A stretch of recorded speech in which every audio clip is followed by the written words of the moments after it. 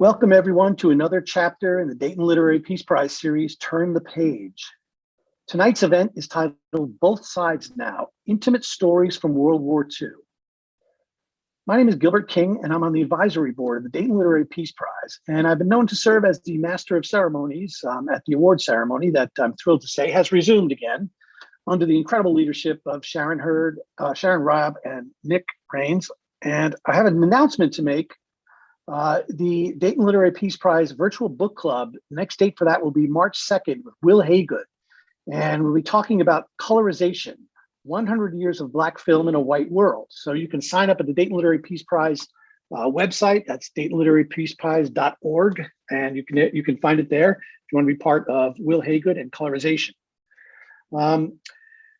Tonight, I'm also an author, by the way, who writes about history and social justice. And so I could not be more excited to be moderating this conversation with two brilliant authors I'd like to introduce you to now.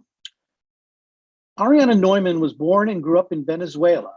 She has a BA in history and French literature from Tufts University, an MA in Spanish and Latin American literature from New York University, and a postgraduate diploma in psychology of religion from the University of London.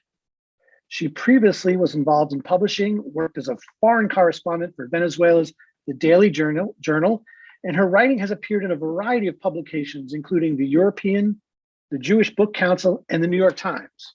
She currently lives in London with her husband, 3 children, a Basset Fauve de Bretagne, a border terrier, and a rescue mutt.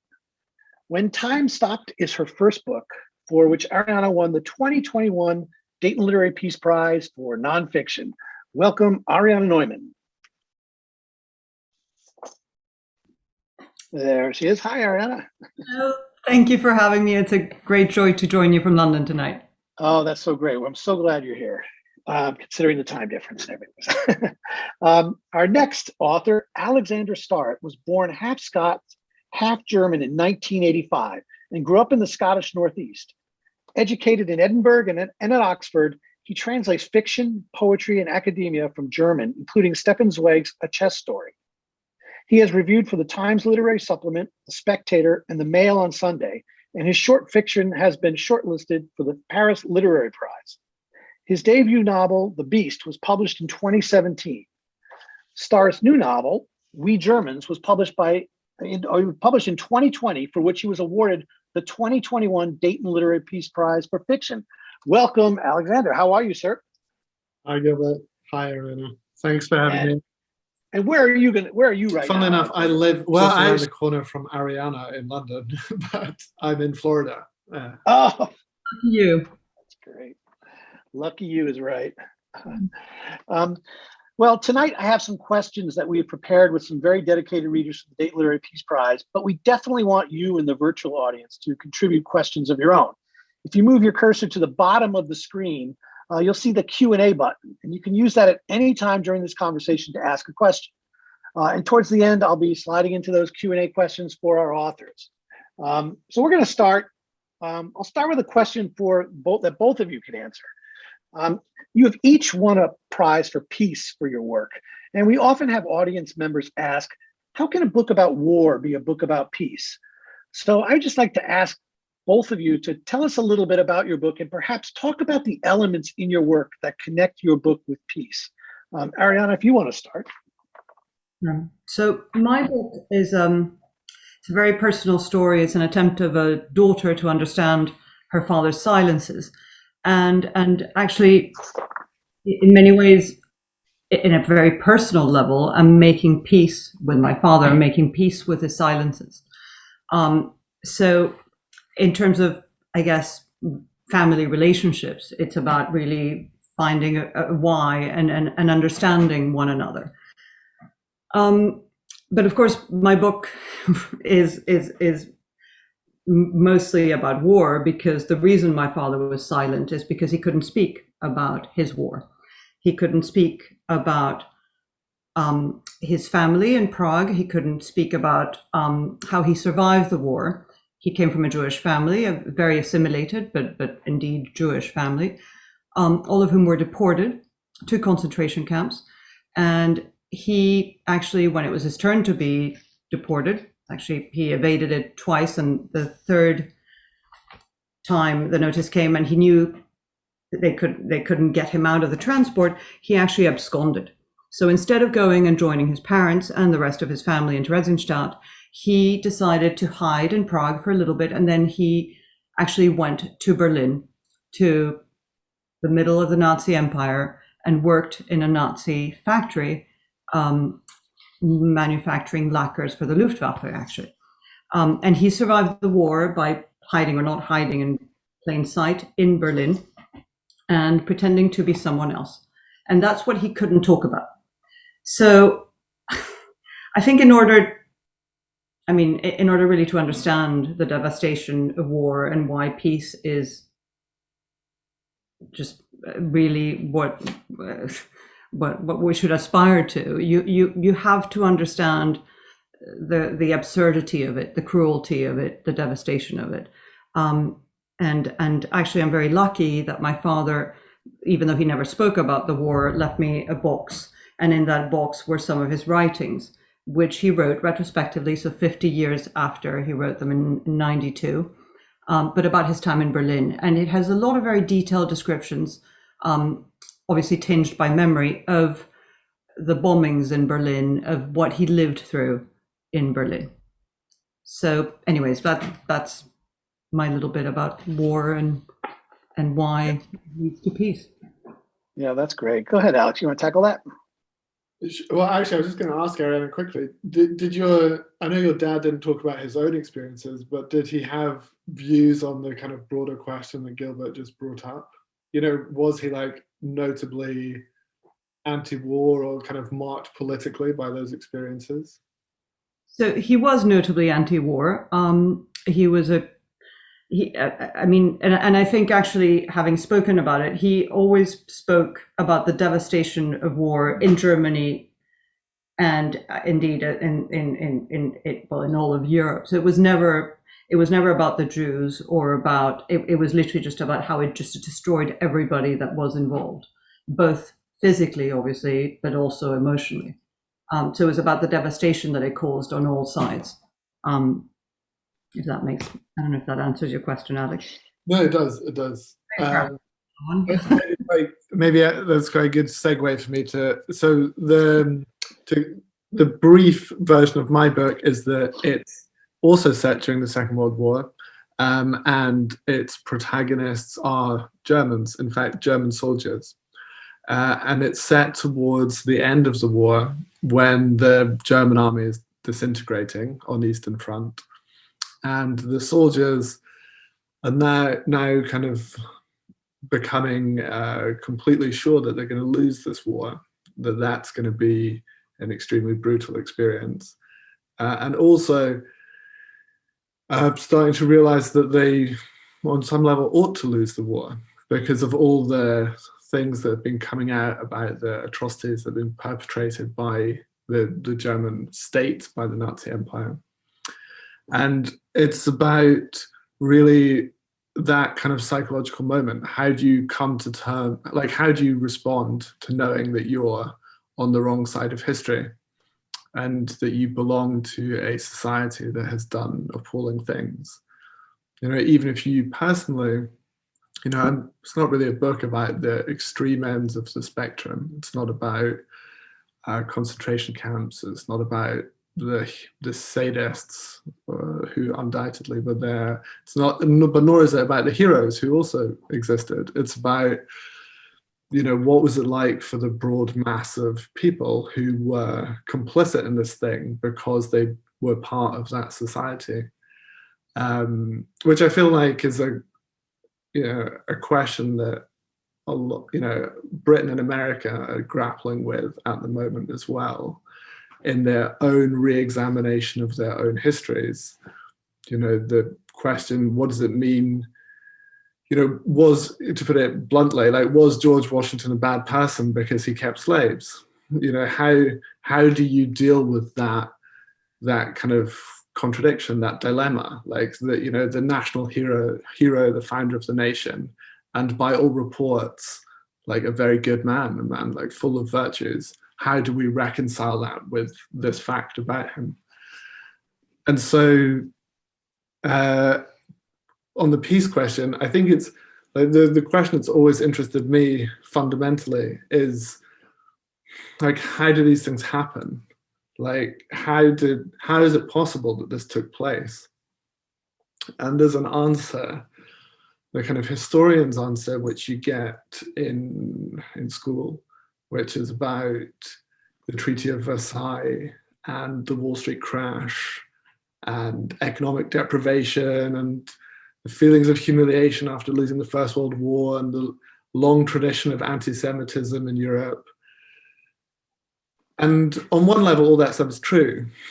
But I also feel like on a human level, it doesn't answer the question.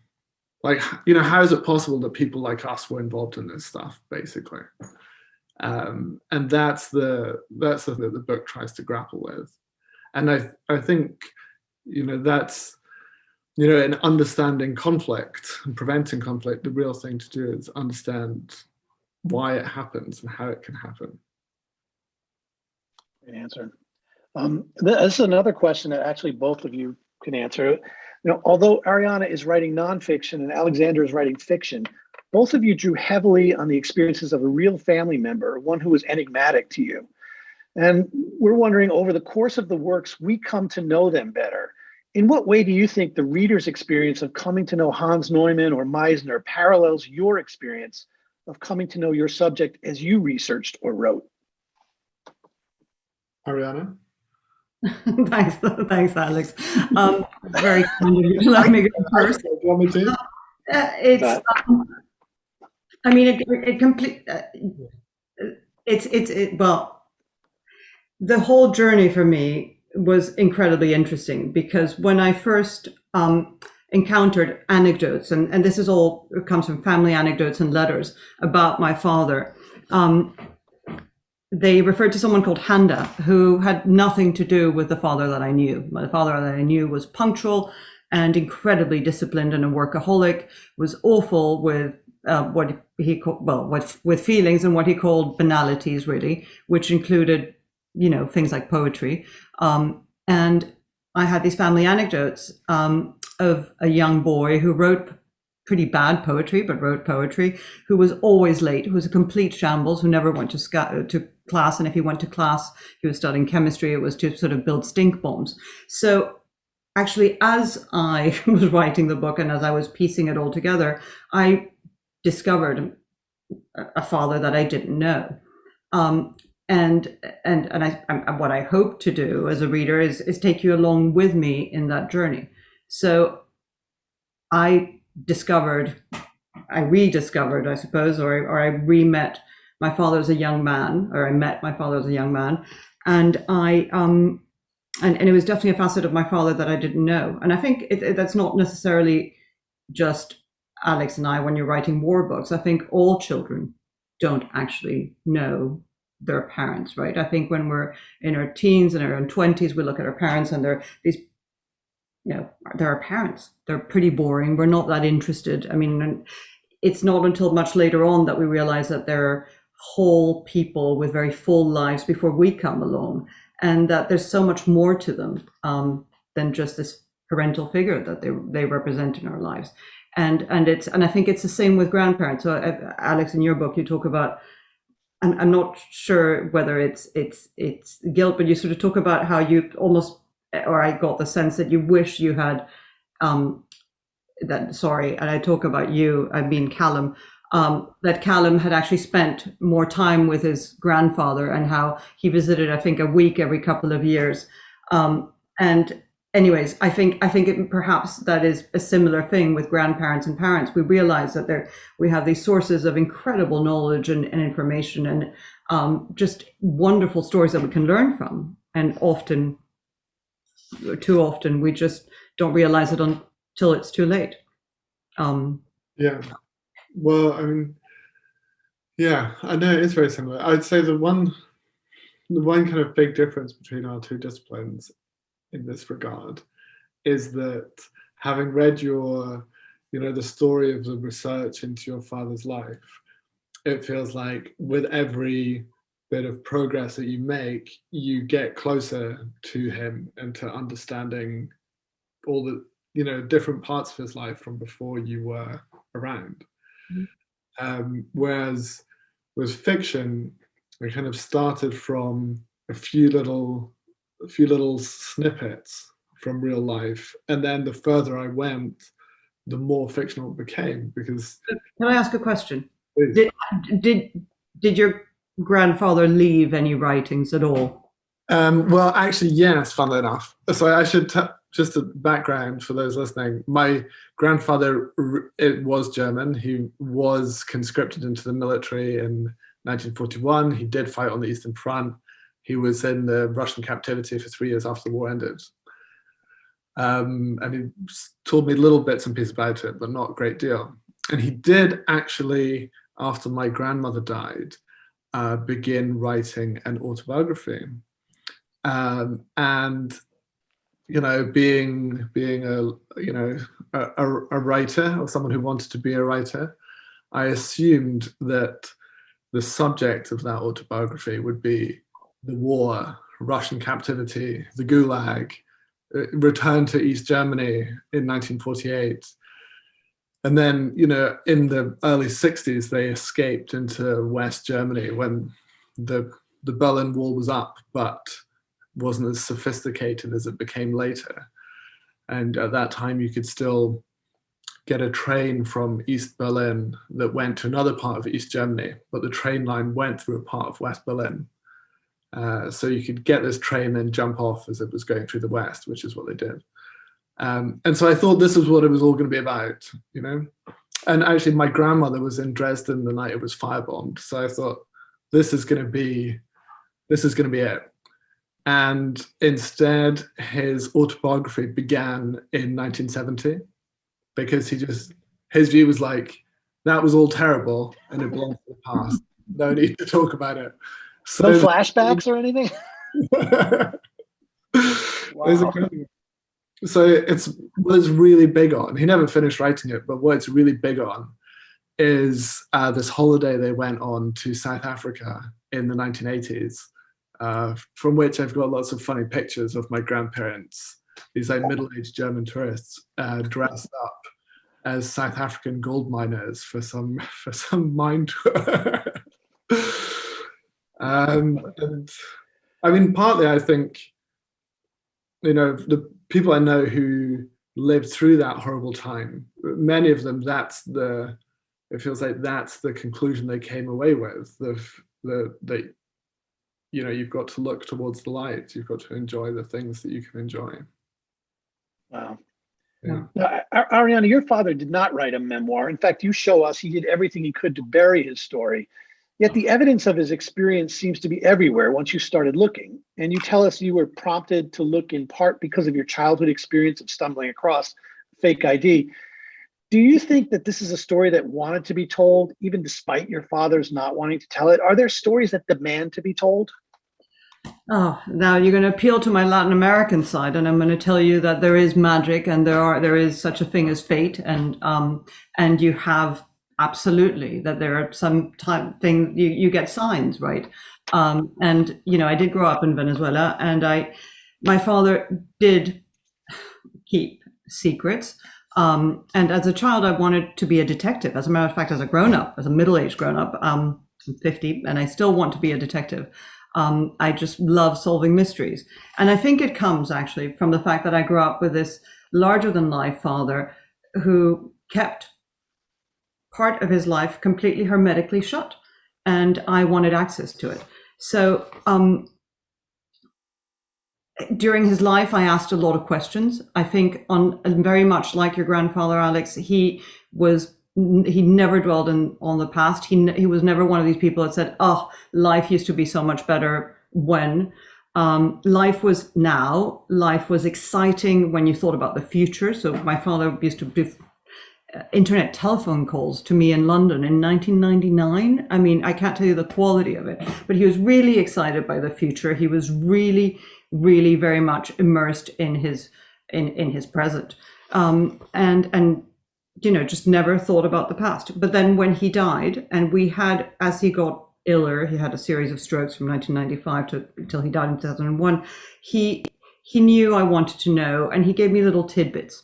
So at some stage I didn't know that he, the name of his fake identity in Berlin, for example. But it wasn't until he died that he left me the box, and I have the box, literally the box, with me, because I don't know, it just I like holding it, and it to me actually it's his way of saying, listen, this is a story, and this story, and the box contained that ID card that I found as a child detective when I was 9, which was an ID card with a photograph of my father as a young man, with a stamp of Hitler, dated Berlin, 1943. And as a child, I knew nothing about my father in Berlin. All I knew was that he was from Prague. So this made absolutely no sense. Anyways, when he dies in 2001, he leaves me the box. And that to me is a sort of exhortation. It's a, here you go, solve the mystery, piece it together. We always solved puzzles. My dad and I were sort of complete geeks, and would sit there and do these sort of logic puzzles. He knew that's what I love to do. It was his way of saying, here you go, do it. And then as I started to do it, to piece it all together, these incredible serendipitous, magical realism moments happened where these boxes, other boxes, arrived as if from nowhere. And actually I just, not that I want a lot of Instagram followers, but if you happen to be on Instagram, you can look up. I talk about one of these boxes because it's Holocaust Memorial Day today in the UK. And I talk about one of these boxes because I was leafing through my boxes yesterday, and one of them arrived from my grandparents' house in Lipčice, which is a little town outside of Prague, and it contained all these documents. So at some stage during my research, I just knock, metaphorically speaking, I write an email to someone who happens to live in my grandparents' house in Czechoslovakia now, 77 years after the war ended, and or 77 years after the questions I was asking about happened. And this man not only sort of answers my email completely openly, but says, guess what? I actually have the contents of your grandparents' safe from 1942, and I'm going to send them to you. So there were lots of incredible moments. And actually, that's how I found out, for example, that my grandparents had tried in 1939, on January the 7th, 1939. They had submitted their applications to become immigrants to the US, and obviously their visas were never granted, so they didn't make it out. But anyways, there were lots of moments like this.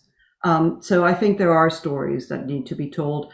I think, my father was not incredibly unusual in the sense that there were lots of people that hid in Berlin. There were lots of people that pretended to be other people. But there was it is quite an exciting story at its heart. I always thought actually that was a story. I never thought my story of the discovery was a story. But as I started discovering it, and all these little boxes appeared from out of nowhere, and these incredible people who have been in Indonesia all of a sudden appeared in London and said, I'm, your father's best friend's granddaughter, and I know who your father is. It made sense. I really felt like I had to tell it. So that's a great answer. I mean, what makes me think about it as well is one of the things I find so like mind-boggling about a lot of this stuff is how close it is in time. It feels like a different world. It feels like completely unimaginable almost. It feels almost as far back in history as like the Napoleonic Wars or the American Civil War. But I was with someone today who was alive during the Second World War and remembers it. All these artifacts that you have are, they've crossed that bridge in time to now. That's what I find so strange about it, really. Growing up, well, I mean, I guess it's different in Venezuela, but growing up in Britain in the 1980s and 1990s, it's like deep, profound stability. Like centuries of prosperity, centuries of just like everything being kind of fine, and it's so strange, really, so kind of disconcerting how close it is. For you, one generation up. Yeah. Just listening to you talk about this is this Holocaust Remembrance Day, and I have a question here that both of you can answer. In both books, the understanding of the extermination of a people came gradually to the main character. How did you capture that journey to understanding the horror of the Holocaust? How can anyone living at that time grasp the evil of the final solution? But how can anyone at any time? Alex, do you want to tackle that first? Sure. Difficult question. I think so. I should start by saying there's like a long-running debate which is about what did people know, and this is often a very kind of binary debate. You know, they knew or they didn't know. You know, the ordinary people knew or they didn't know. And my opinion is that that's a bit of a red herring. That I think that really it was a kind of spectrum of knowledge. You know, if you start at the ends of the spectrum, you know, everybody knew in 1935 that there were concentration camps in Germany, but the nature of those camps was very different from what it became later. And equally, when the camps were liberated, people were shocked by what was discovered. And so I think for different people, obviously, that depending on how close they were to things, there were different sort of degrees of knowledge. And one thing that I talk about a lot in the book is, you know, knowledge is often taken to mean culpability in this debate. Like, you know, if you didn't know, then it's not your fault. But if you did know and you didn't do anything about it, then you're complicit in those things. And again, I think that's slightly the wrong way to look at it, because it implies that on that spectrum, there's a sort of crossover point of knowledge where it's like, you know, below this point, you're innocent, beyond it, you're not.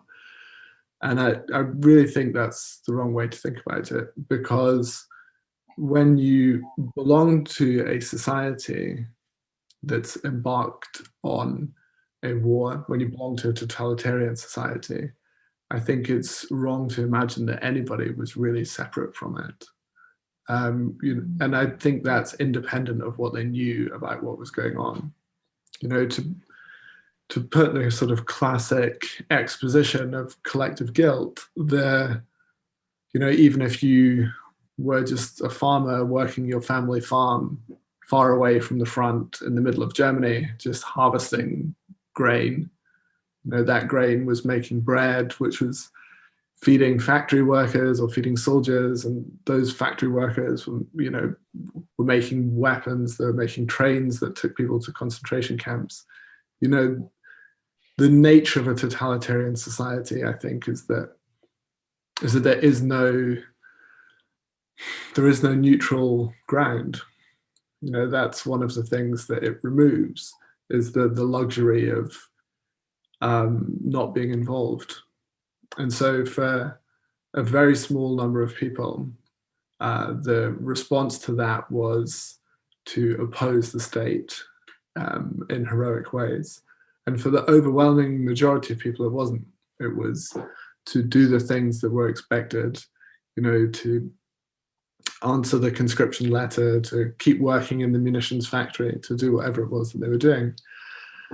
And so one of the things that I've tried to write about in the book is this sort of, as I said at the beginning, this growing realization that what was happening was not just, you know, perhaps bad, but within the spectrum of acceptable behavior by states. You know, you could equally say, you know, in all wars, civilians get killed, cities get blown up, terrible things happen. And the question that I kind of try and deal with in the book is, at what point does it become clear that this isn't within the normal spectrum. This isn't just like, oh, it's a bloody war, like the American Civil War was, or like Britain and France's colonial wars were. You know, this isn't just pretty nasty. This is something else. You know, this is a difference in degree that is a difference in kind. And it's, you know, it's not a question that I think I can pretend to be able to answer on a sort of historical or society level. The thing that I try and deal with in the book is how as an individual do you deal with that, regardless of when it comes. You know, maybe some people certainly realized back in 1933 what was going to happen. Some people, I presume, didn't until right at the end. And so, but that realization has come to pretty much everybody. You know, everyone who was in Germany then, overwhelmingly, bar a few extremists and neo-Nazis, has come to that point. And that's the thing that I try to get across, like this sort of cumulative observation of like, okay, that was wrong, that was wrong, that was wrong. And then when do you get to the point where you say, like, actually, it's not just that we, in the course of conducting this war, have done some things which are abhorrent, but in fact, we have done so many abhorrent things that we should lose this war. Like, we are fighting on the wrong side. You know, that's really the whole subject of the book. So I think you make a really interesting point, Alex. I don't know if I'm interrupting there, but I think the gradualness is actually the key there. So I think that, I mean, on the flip side, I think the insidiousness of evil and then the anti-Semitism, it's so gradual that, I mean, I often wonder why did, because a lot of people did. So a lot of people knew in 1933, if they were Jewish, that they had to get out and tried to get out. As a matter of fact, I have a great uncle, so my father's uncle, got out. He tried a little bit earlier than my family, and he knew it was going to get bad, and he went to California, and I think he got out in 1938. But I think it's that very gradual process that of acquiring the knowledge. So in the case of my family, you know, they're being dehumanized. If you're in Germany, the dehumanization process starts in 1933. And you're stripped of your rights even more slowly. I think that if you go to Prague, I mean, my family were in Prague between 1939 and 1941, so many laws were passed every week that you actually had a circular that all the Jewish families had to read. And, you know, you had to hand in your pets and your radio and your umbrella and your bicycle. And, you know, the next week you weren't allowed to go shopping, and, you know, the next week you weren't allowed to go to the barber, and eventually you're not allowed to sit outside, you're not allowed to have a picnic, you're not allowed to go to school. At some point you sort of think, wow, this is not right. But is it when they take away your umbrella, or is it when they make you wear a yellow star? And even when you're there and you're wearing the yellow star, it's almost sort of unimaginable that they're making you wear a yellow star, because they're going to send you to a camp. But that's what they do, right? And then even when you're at the camp, so my grandparents in 1943, when they're in Theresienstadt, they know that if they get sent east, it's even worse. Now, did they know that they were going to be gassed? Probably not.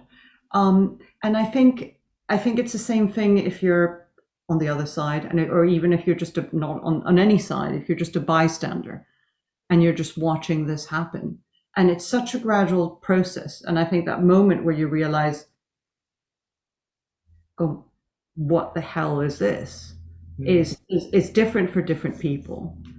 And often you're too immersed in this horror to do anything about it. I don't know if that sort of... Yeah, absolutely. I think also the other thing is, you know, I think everybody sort of thinks, especially in those days, because information didn't travel quite as quickly, as the little microcosms of evil. And what I think no one really understood was the scale of this whole thing is really unimaginable. And actually, a friend of mine who's a journalist today posted that there were, and I'm going to get the number wrong, so I almost want to pull up the email, but I think he said there were 340,000 camps established in the Reich and in Lithuania and Latvia and Estonia between 1933 and 1945. I mean, hundreds of thousands of camps. Yeah. And they all exterminated Jews, or killed them in one way or another. So it's really the enormity, and I think no one can, I think no one could imagine that, right? So it's almost like when they liberate Auschwitz, people had heard stories, but it's not until you see the pictures of these people that are, basically that look like corpses, that you realize how they were starved and how they were. Anyways. Yeah, I think that's exactly it. And also, I think, one of the crucial elements in understanding that whole gradual process, I think, is the faith that all people have in the state, in authority. It's one of the most tragic things about reading some of the accounts of that time are all the Jewish veterans of the First World War who thought that they would be inviolable because they'd fought for Germany. They had the medals to prove it. Yeah, my grandfather was one of those, and I think they generally thought somehow. Also, I think if you were Jewish, you thought, okay, I've done everything, but I've got the nationality, I've got a name, I'm now called Neumann, this is it, right? I'm not even practicing, I'm assimilated, I'm not doing anything, I'm not even kosher. I keep all the traditions, I go to, I fought for Germany. The state is going to somehow, it's protected, but yes, it gave my grandfather and a nationality. They will do right by me, and I think it's also about. I think we're all hopeful, right? We all like to see. We all can imagine evil, and we're all scared of it, but we'd like to think. I think humans are hopeful, and I think we'd like to not see the horror even when it's right in front of us, because it's just too hard to live with. And actually, if you were German, and I ask Alex, as you know, I have a husband, weirdly, who's much older than you, but who has a similar story. He's part Scottish, and his grandmother was German, and his grandfather fought in the Wehrmacht. He was a doctor, and he was captured in Russia. And anyways, it's so we have this debate often, and anyways, I'm just rabbiting on, and again, so, Gilbert, go. Sorry, ask. No, this is great. Keep going. One thing I was going to say was, what you're saying about people being hopeful and not wanting to see the thing that's happening. I think it's also because that that evil, as it didn't look the way anybody expected it would, in a sense that it came in the guise of the administrative state to begin with. It was regulations about school attendance, about business ownership, this kind of minutiae that feels above all like the workings of a recognizable kind of society. Yeah, and it's very bureaucratic, right? It's just I mean, and yet it's thoroughly dehumanizing. Yeah. So it means that it dehumanizes.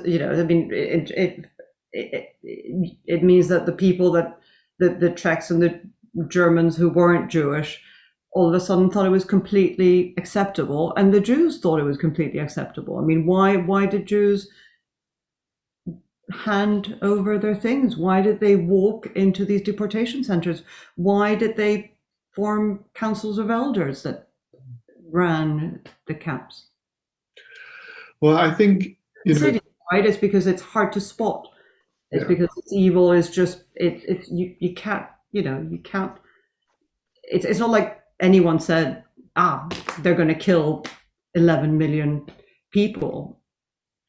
And we have, they're going to gas them all, and then you can, you can rebel against that, right? Because that's horror, that's awful, that's evil.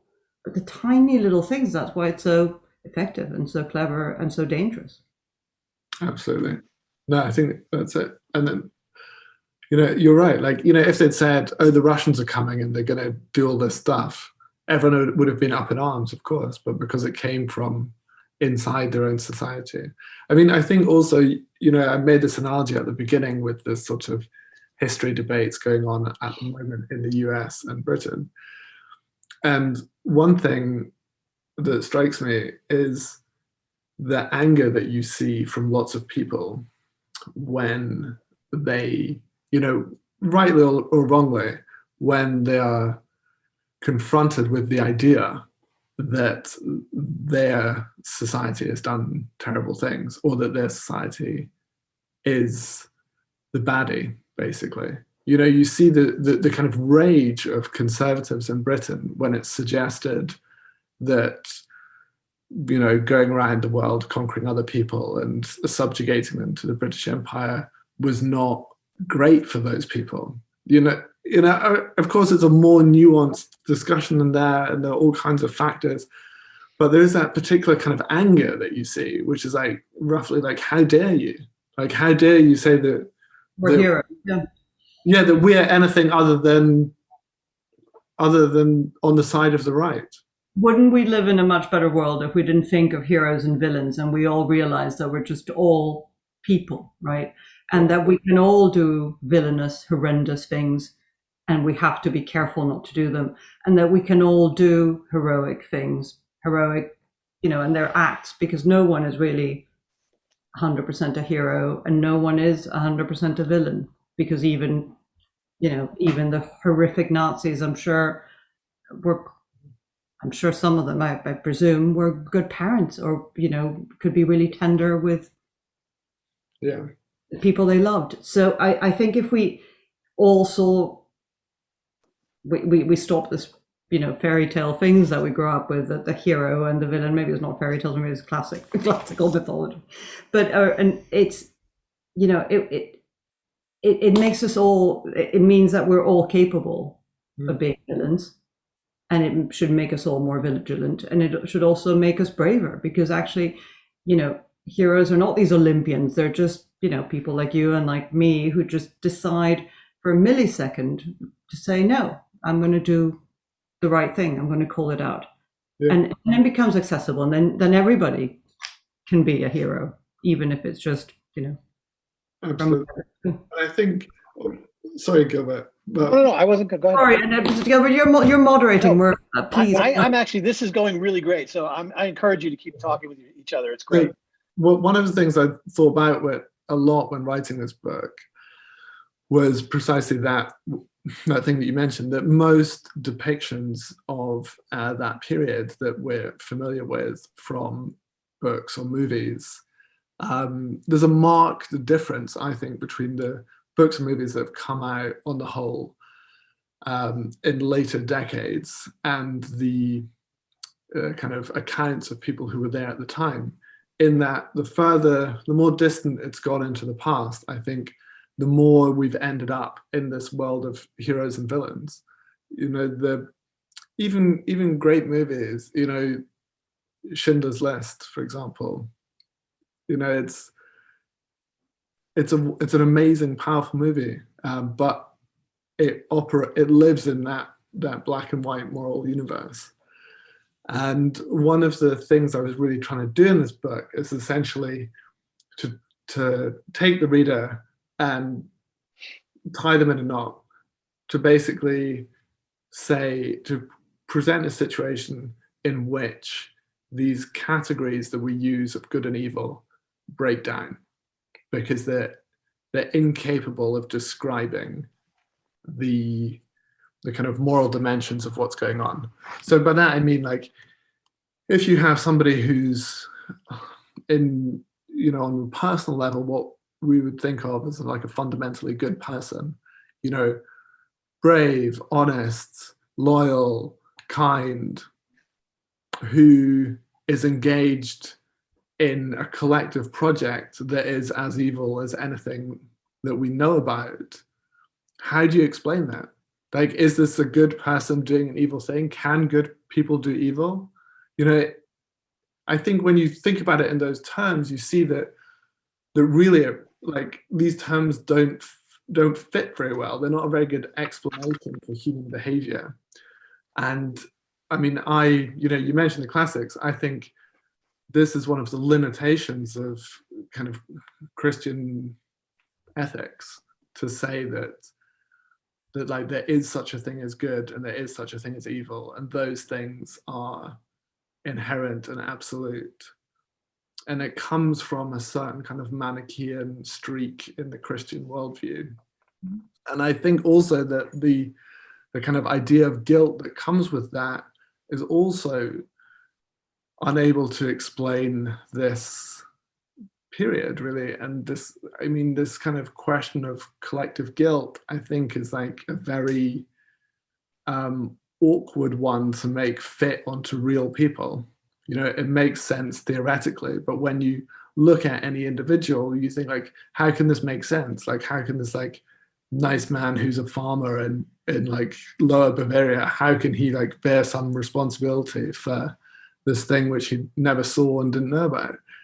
And so I personally believe that a much better moral system for understanding these things is the sort of the pre-Christian moral system that we had in some parts of Europe, which is the one that we still have in classical literature. You know, I think that really the best explanation for the kind of German collective sense afterwards is really about shame rather than guilt. You know, it's not like if you are like some 18-year-old who gets conscripted and fights in the war, is it meaningful to say that you're guilty to some degree? I would suggest not very meaningful. But to say that you're ashamed, I think, is exactly right. You know, you're ashamed that you wore the uniform, you're ashamed that you were part of it. And I think perhaps the best analogy from classical literature is the Oedipus myth. You know, Oedipus, as you know, meets this stranger on the road. They get into an argument, he kills him, and he then sleeps with this woman who it later turns out is his mother. And of course, there's no question there that Oedipus didn't know these things. He didn't know this guy was his dad. He didn't know this woman was his mother. And still, he puts out his own eyes. And why? Like, in a sort of Christian conception of like guilt and good and evil, it doesn't make any sense. Like, he didn't know anything. He didn't intend anything wrong. How, you know, like, it doesn't add up. Whereas in the Greek understanding of shame, it totally makes sense. Like, of course he didn't know, and yet it's horrible, and yet he is ashamed. And that, I think, is a much better model. And to come back to what you were saying, Ariana, the sort of conclusion that I personally have reached along this line of thinking is that the way to kind of describe people's moral dimensions is in the terms that you just said. You know, like, you know, what characteristics do they have? Are they brave? Are they kind to their families? Are they cruel? Are they miserly? Like, all of these things add up to a sort of spot picture of a human.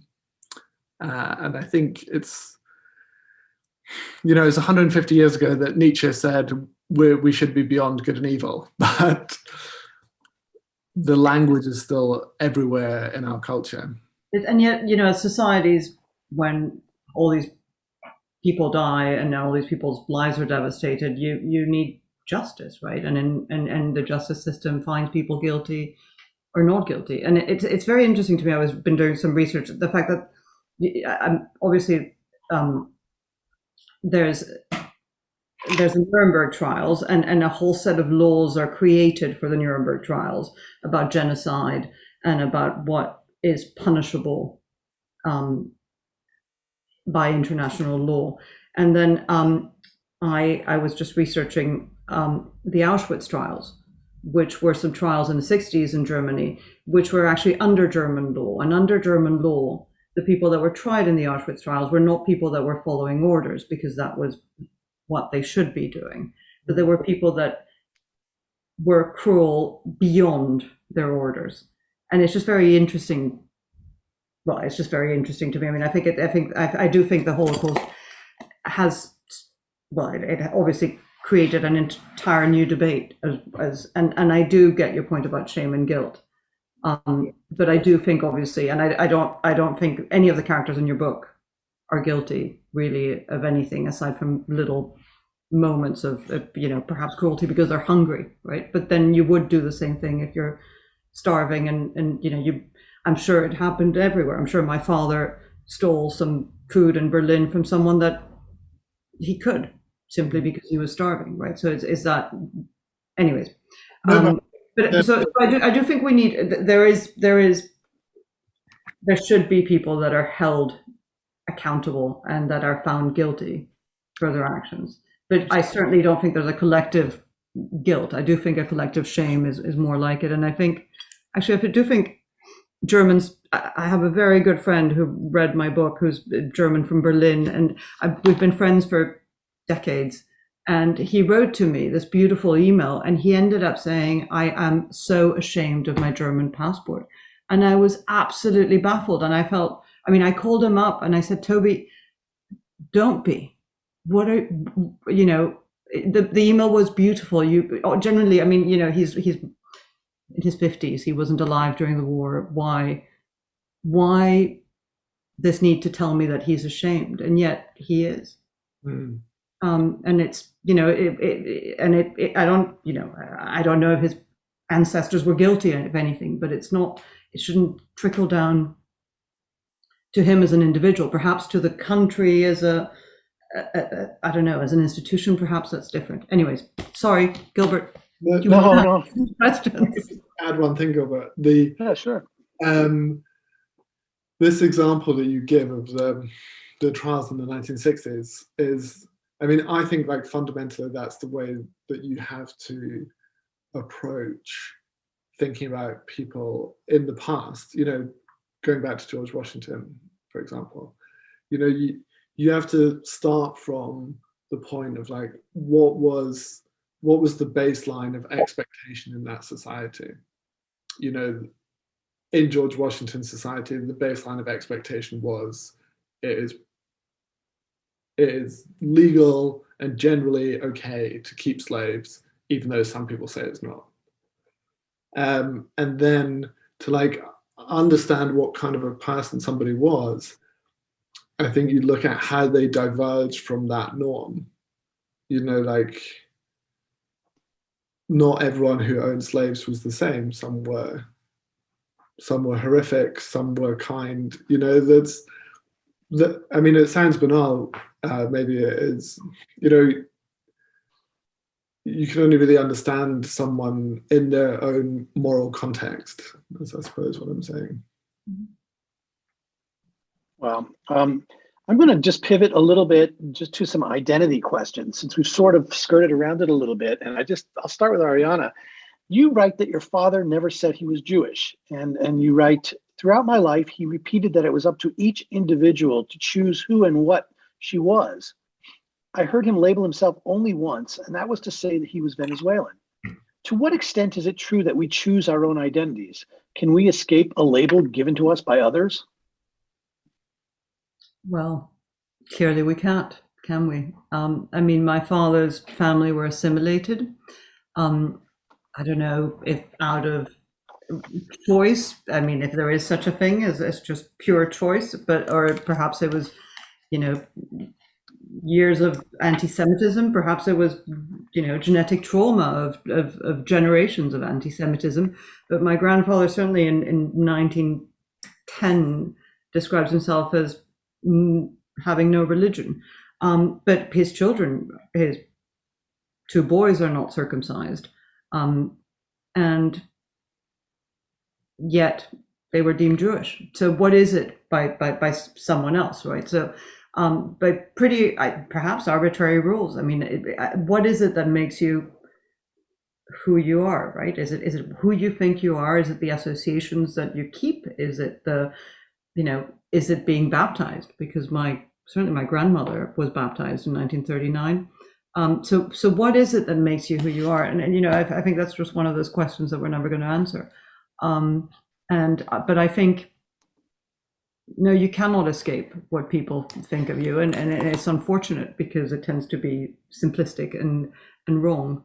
And we as humans like to catalog things. I mean, I do it all the time. I try not to, and I fight every instinct to do it. But I like putting things in categories, whether they're my books, right? Whether they're fiction or nonfiction, and that is pretty arbitrary too, right? Because everything is fiction and nonfiction. So, anyways, I think identity is fluid. I think it should be determined. I think my father's right. I think you should be able to call yourself whatever you want to call yourself. But then he would say that because his 25 members of his family died for being Jewish, either by choice or by someone else's choice, either because they practiced or someone else thought they were Jewish.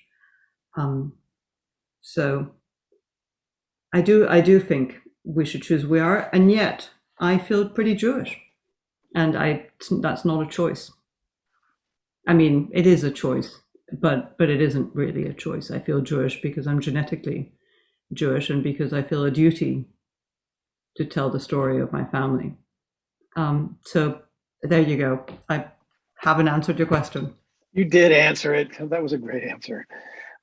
Alex, about identity, how much of writing your book was searching for your own identity? And did writing the book shift or change your sense of identity and belonging? Callum, this is from a book club, a great book club in Dayton. And Callum talks about his pride when Germany wins a football game. But he also says, and when I watch Band of Brothers, I feel the heat rising in my own face. Was writing the Germans the beginning of a journey to sort that out for you? I think partly, yeah. I mean, as I said to you guys when I was in Dayton, I grew up in Britain, which is a country obsessed by the Second World War. And so there was certainly a question there to be answered. But I do kind of feel like in the book I've answered that question as well as I can. But I mean, actually, it's kind of much more like what Ariana says. And I mean, I think like identity is really, I think you can add, but you can't subtract, essentially. And one of the weird things for me about writing this book was that, I grew up in Scotland, I had a German mother, spent all my summers in Germany as a child, studied German at university. But as an adult, I basically live in Britain. I speak like a British person. And I haven't lived in Germany for any length of time since, I think, 2008. So, funnily enough, writing this book suddenly it's got me like talking about Germany the whole time and being asked questions about my German heritage and such. And at the same time, I've got a 2-year-old daughter who I'm trying to bring up bilingually because I was brought up bilingually and it was a big bonus for me. And so as a result, it almost feels like some sort of, I don't know, like some sort of like put on that now, having like grown up in Scotland and lived in Britain for most of my life, suddenly like talking about German stuff constantly and speaking German at home, it slightly feels artificial because it's so much more than I've ever really had before. But yeah, I think that's the sort of shifting nature of it, really. That it's all in there somewhere. I lived in Italy for a while, and at the time I was deeply, deeply attached to it. I really loved living there. And now sometimes if I go back there and start speaking Italian, I suddenly think I could live here again. I could have a whole Italian life.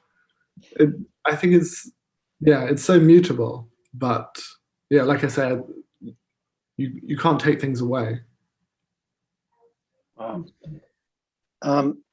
I think you're starting to touch on process a little bit, so I'll get to one of these. For Ariana, did you ever feel a tension between writing a story and history? Did the humanity of story ever rub up against a historical fact and call that fact into question? Or did published history ever call the research you did into question?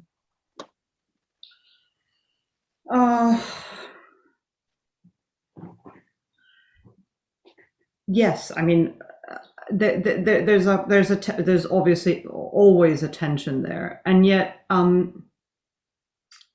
I studied history at Tufts, and maybe because I'm awful at numbers, I didn't like military history. I didn't like big sweeping sort of things. I liked social history, and actually one of the first courses I took at Tufts was something called History of the Margins, and it was a history of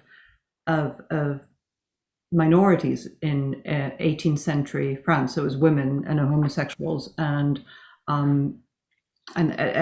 we studied carnivals, and we studied the way society. So I've always been drawn to the microhistory, and that to me, I like narrative, so that's what moves me. I don't get moved by I like family history. I don't necessarily like nations' histories, and I think nations' histories, a bit perhaps like family histories, are very political. So I'm moved by the individual story, and I think actually that's how you connect with readers, or certainly that's how you connect with people that are not necessarily into the big history, and that's how you teach history, and that's how you teach the big history, I suppose. So I was very aware that I was telling a very personal story that was very nuanced by time. And I interviewed one of the people I interviewed, actually, who was the grandson of my father's best friend, was describing my grandfather, and he was passionate, and he had this document about my grandfather, which had all his personality traits, right? So he was stern and difficult and very disciplined, and a pretty serious miserable, I don't know if miserable, but he was not a happy-go-lucky, relaxed guy. And then the other line he said, and he was an Orthodox Jew, and he was very, very strict about religion. And I read that and I thought, hold on a second, that has nothing to do with reality. So you then realize, of course, that this is the grandson. So this was written, this is passed as a family history, and it's verbal, and memory. And I think you talk about this, Alex, actually in your book. Memory again is a fluid thing, right? And so much of the present has to do with what you ascribe to the past. So obviously, I was very aware that things were nuanced, and then I tried as best as I could. So, for example, with my grandfather, it was very easy because my grandfather never declared himself to be religious. I have letters saying, please, the letters that were smuggled out of the concentration camp saying, please send me some salami. So that wasn't very kosher. And again, I have photographs of him, and he was not an Orthodox Jew, and he didn't circumcise his children. So there are little bits of evidence and that you can find to balance the family stories. And I try not to include anything in the book that I couldn't actually corroborate from at least two different completely separate sources, which weirdly often came from the same family, because one of the other things that happens is you realize that even if you're trying to create a character of one man and they have 2 or 3 children, each child will have a completely different conception, or often a very different description of that same parent. So it's tricky when you're dealing with family narratives. It's not as black and white as when you're dealing with archives, but yet you have so much more. You have so much more. You have so many more stories. You have so much more detail to grab onto, and for the reader, I think, to relate to. So I think you need the little histories to tell the big history. Alex, do you have anything to add to that, or you want to go to your own question here?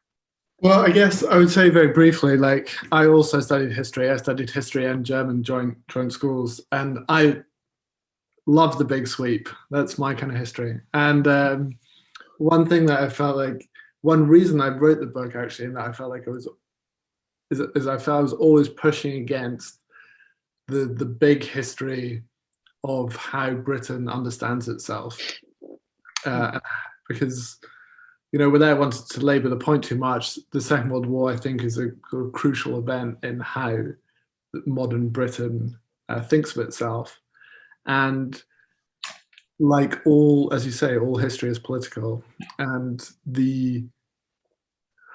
all history is kind of well, not all, but like mass history, popular history, is a kind of invented story of how we came to be and why we are right about everything. And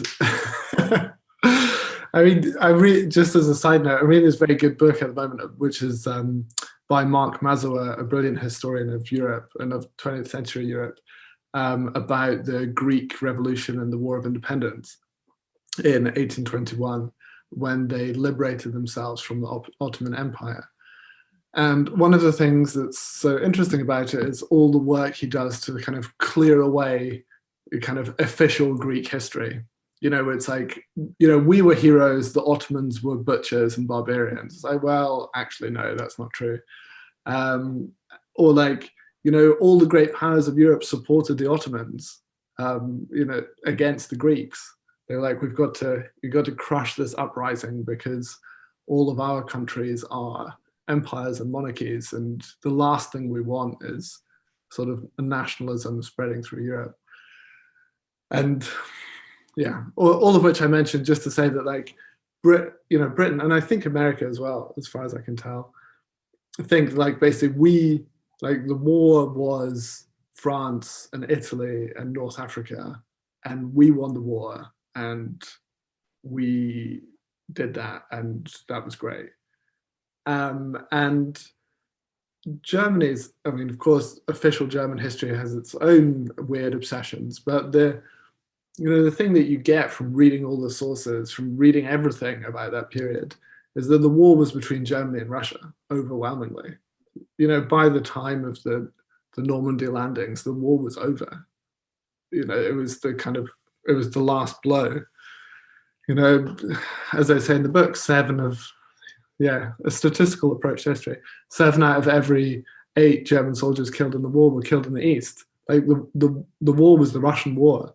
And one of the things I was always trying to push back against, or like push against in the kind of writing of this novel, was that sort of official conception of what happened. And what I was trying to do, as you say, is find the small stories, find the small details that would bring people into, particularly people reading in English, into that view of things without belaboring them or like writing a polemic or an article in a historical journal. I want to follow up with a question, because I remember we were at the brunch.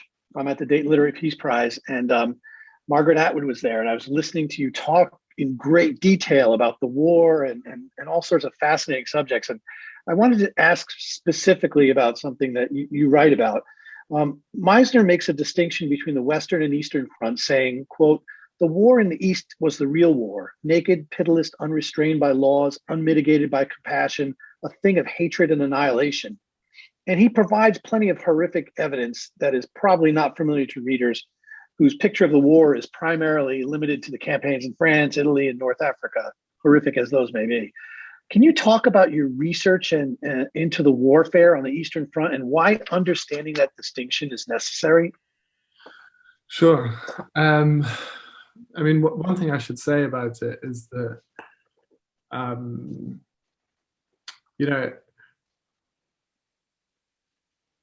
if you sort of one of the weird things that I've done in my life is translate a bunch of academia. And funnily enough, a lot of the academia that gets translated from German into English is about the war and is about military history. And when you read these books, it becomes obvious to anyone with even a sort of passing attention on it that that's the case.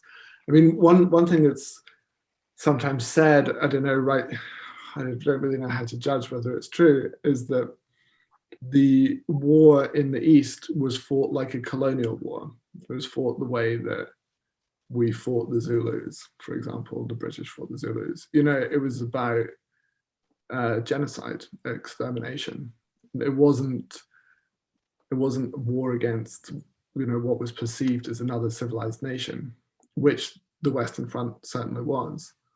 You know, there's the most obvious example is, I mean, just to pick a small one, you know, when you read Slaughterhouse-Five, the amazing Kurt Vonnegut novel about, or I mean, whatever kind of book it is, about being in the war and being captured by the Germans. You know, when he describes being in a prisoner of war camp, the Brits and the Americans they've organized choirs to keep themselves amused. They've all got like massive guns because they've been doing so many pull-ups just to like keep themselves fit. You know, they drill, they have theater, they organize elaborate escape attempts. Whereas the Russians, who are kept separate, are being starved to death. You know, it was completely different. You know, in the first year of the war in the East, the German military captured millions of Russian soldiers, and 3 million of them starved to death in captivity. You know, it's the kind of scale of barbarism and atrocity is just completely different. I mean, of course, terrible things happened in the Western Front as well. You know, nobody would deny that, but my sense is that on the Western Front, the atrocities that happened were much more like those in other wars. They were essentially violations of a rule. You know, like the My Lai massacre in the Vietnam War. You know, whereas on the Eastern Front, it was essentially the disintegration of rules. You know, and that was very explicitly the intention of the German government. You know, the German army crossed the border into the Soviet Union intending to do that. Those were the orders. It was not an accident. Wow. Ariana, I have a question for you. I also want to encourage people, if you want to still throw in some questions in the Q&A, we'll be happy to look at those.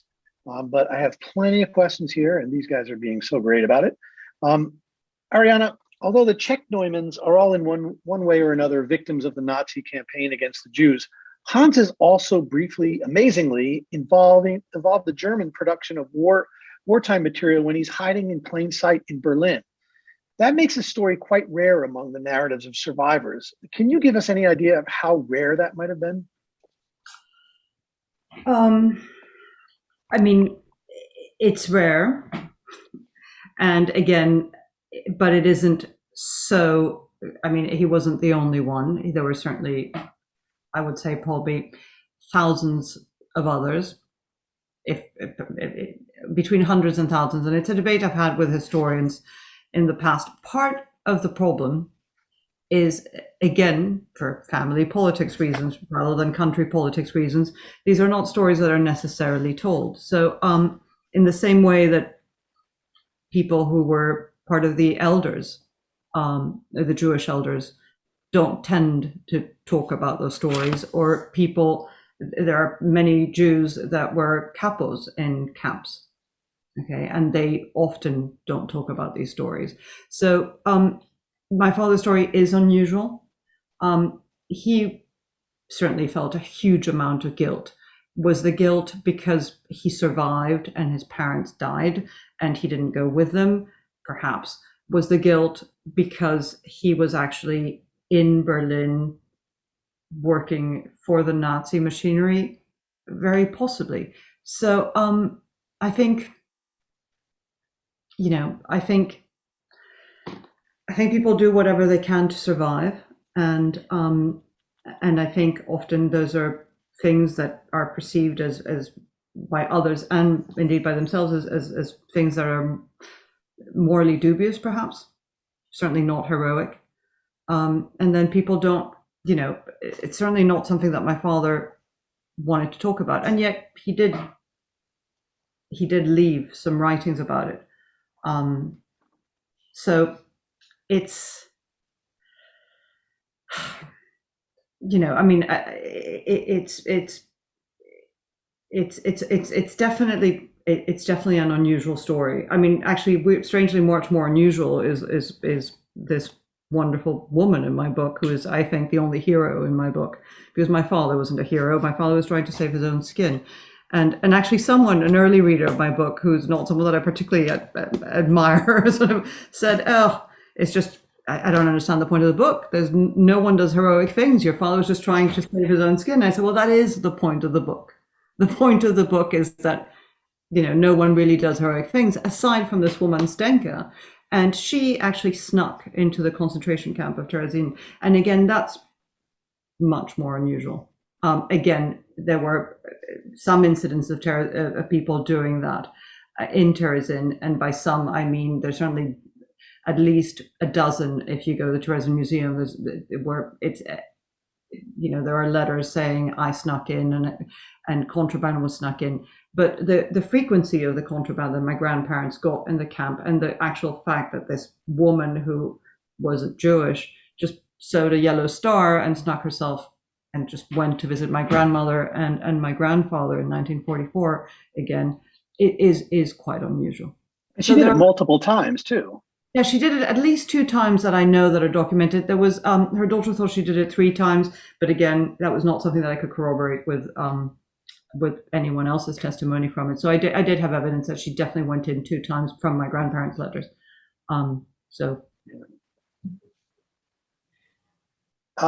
We've talked a little bit about books. Alex brought up one that he was reading recently, and we have one reader who says, "Are there classic war novels or Holocaust memoirs that cast long shadows over you as you wrote?"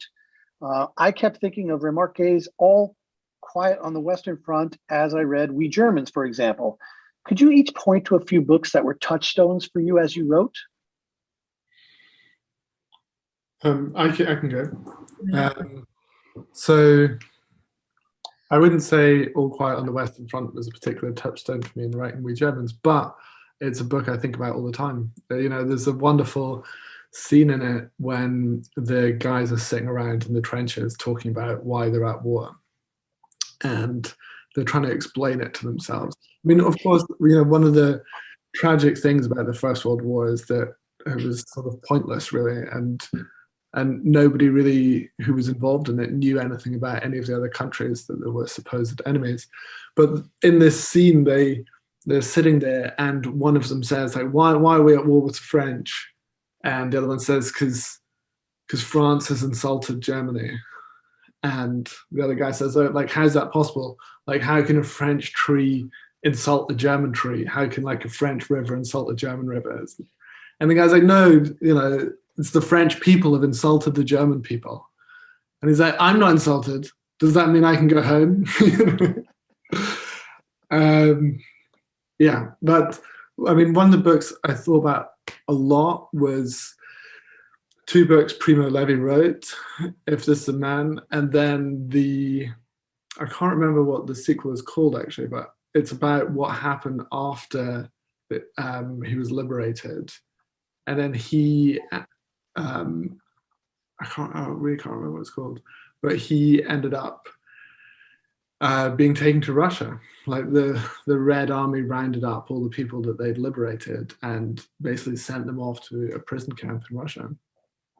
And there's this extraordinary story of his kind of long journey back to Italy, going around, I think it's the Caucasus and all these other places, coming across all these other peoples on the move, all the internally displaced exiles in the Soviet Union, for example. So that's one. And another one, which I'm afraid isn't available in English, is I read the diary of a journalist called Erich Kubi, who was, again, a conscript during the Second World War. And the thing that was so brilliant about reading his diaries and letters is that he was, we, in talking about it, we think about the war in terms of the big picture, you know, the moral dimensions, the Holocaust.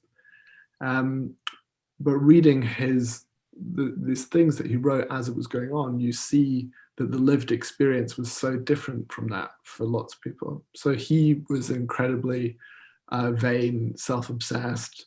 He was a writer, and during the French campaign, he wrote what he thought was a brilliant book about the French campaign, and spent most of the Russian campaign trying to get his book about France published by the military censors, or get it approved by the military censors for publication.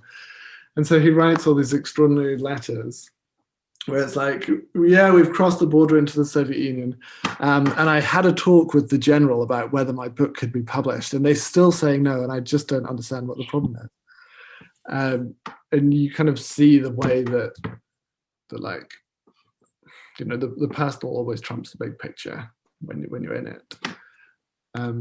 Well, I suppose one other book I would really recommend is one of my favorite books of all time is actually about the American and British occupation of Naples. It's called Naples 44. It was written by Norman Lewis, who was a British intelligence officer whose task was to assess the Neapolitan population and find out if they were still fascists. It's an incredible book full of ironies, one of which is that because the Americans wanted Italian speakers who they could trust, they brought with them lots of Italians who'd fled to America from Mussolini.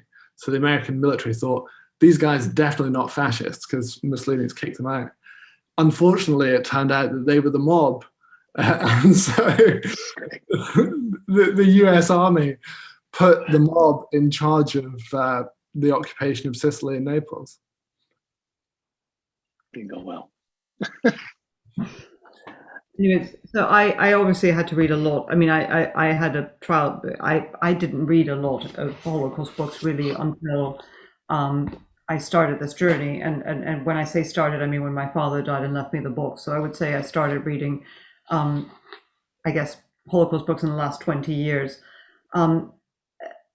I presume everybody has read Night by Elie Wiesel, and if you haven't, you must. I think that is, in terms of first-hand accounts of the Holocaust, it's absolutely crucial to read it.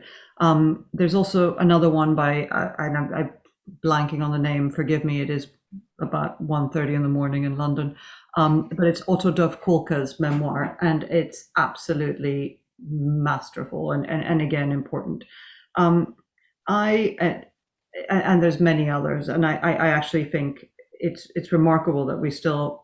I met a brilliant woman called Selma van de Per, who's 98, who lives just in Hammersmith, who was a resistance fighter and actually was in a camp, and people are still there, and she's actually just written her first book. I think she was 96 when she wrote it, but it's just been published, and she's remarkable. And I actually, even though it's an unusual story, I think we need all the stories that we can get, and first-hand accounts obviously are diminishing. But if you only read one, I would read Night. And my book, of course, is not a first-hand account, and I was inspired, I have to tell you, by a very obscure French writer who was very obscure when I was reading him, and not so obscure now because he won a Nobel Prize, but he's pretty obscure even so. He's called Patrick Modiano, and he writes about identity and the war and how secrets really shape you. And I read him a lot in the 90s. And he has a wonderful book called La Place de l'Étoile, which must be the place of the star. But it's obviously a pun between the Place of l'Étoile, the famous square in Paris, and the spot where you wear your star. And he's a little bit like me. He's a bit of a mutt Jew, in that he is part Jewish but very assimilated. And then Edmund de Waal, he's a hero of mine. He's a beautiful writer, and I love his books. I love the way he weaves stories with objects. And then there's another, and these are all Holocaust books, obviously. there's a Canadian poet called Anne Michaels, and she wrote a book which I think is the most beautiful book in the world, and I've read it 15 times, and I give it to everybody. And it's called Fugitive Pieces, and it is about the Holocaust, and it is about memory, and it is about so much more than that. And there's a little bit of Greece in there, and it's just beautiful, and there's a lot of identity. So I would definitely recommend all of those. And then of course there's the Choice by Edith Eger, and things that are a little bit perhaps more, and W.G. Siebold, The Immigrants. Any of his books are fabulous. Anyways, and I think I actually, at the back of my room, if they haven't cut it out, the publishers, you never know, there's quite a lot of, there's a little there's lots of Primo Levi in there. So I agree with Alex that it's definitely, if this is a man. And is it The Truce, the one that follows? Yes, exactly. Yeah. Anyways. Wow. Yeah, I know I get the best recommendations when I ask authors at the end about these books. There's often they're books I've never heard of, so it's like a great enlightening. We only have a couple minutes left, and I just wanted to see, I don't know if you're comfortable, but I always try to ask authors if they want to share anything that they're working on or thinking about working on, or a work in progress, or something that's about to be published that's already done. Anything, Alex? I'd rather not, if that's all right, Gilbert. Sorry. That's quite all right. But I get that in. I have sort of one more book just to throw in quickly. Oh, yeah. Which is, there's only, from all nations, there was only one war correspondent on the Eastern Front. And he was an Italian. He was called Curzio Malaparte. He was very famous at the time, now almost totally unknown. And he wrote two amazing books about it, one of which is called Caput. And it's just astonishing. Like, I mean, he embellished, and he had a sort of a taste for magical realism, but it's to have someone of his kind of talents witnessing these things, talking to people and writing about it is just mind-blowing. There's one anecdote which stands out, which may be embellished, but is during the siege of Leningrad, the horses which pulled the Russian artillery had kind of been forced to retreat into a wood next to the Lake Ladoga. And when the Germans advanced, they set fire to the woods. So the horses ran into the lake, and they couldn't get back out because the woods were on fire and there was a war going on. And then gradually the lake froze solid, and all the horses froze into the lake. And one of the scenes in Malaparte's book is soldiers sitting on the frozen heads of the horses, which are jutting up out of the frozen lake, using them as stools while they play cards together. It's all that kind of stuff. Great. Ariana, do you want to tackle the work in progress, or would you rather just skip that one off? I'm actually really frustrated because I have what I think is an incredible story, and I'm actually working on it for sure for an article that I'm writing for a book that is a collection of articles about refugees during World War II in Asia. For Yale, I think it's for Yale University Press. That's still being negotiated, but it's being led by a Yale professor. And it is about, it's about England, and it goes to the point, Alex, about sort of England viewing itself as heroic, and it was indeed heroic, and Winston Churchill was absolutely remarkable and a brilliant leader in many ways. He also took a bunch of Jewish refugees, 70,000 of them, that had come between 1933 and 1940, and interned them in camps in England. And he grabbed 2,000 of them, and I mean, not him personally, but his government, and put them in a boat and shipped them off to Australia. And for good measure, he put in 250 fascists and 250 proven Nazis in this boat. And I think it's an incredible story. And I'm in contact with the children of some people that were on this boat. And I don't know if it's going to be a book, because I would be following 3 or 4 children, and that makes 4 families. One family was pretty complicated.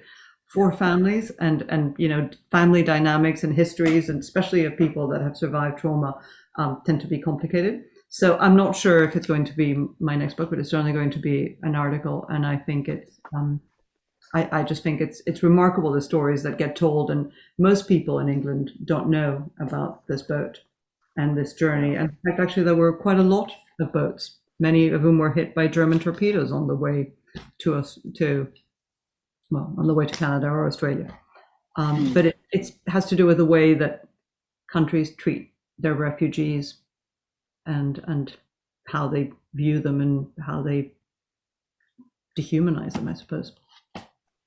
Well, I just want to let you know how engaging this conversation was. We have so many questions that came in from people who are watching this, and I didn't get a chance to really scratch the surface, except I'm going to ask one really quick, Ariana. Someone asked, I would like to ask Ariana Neumann if she ever thought about writing detective novels.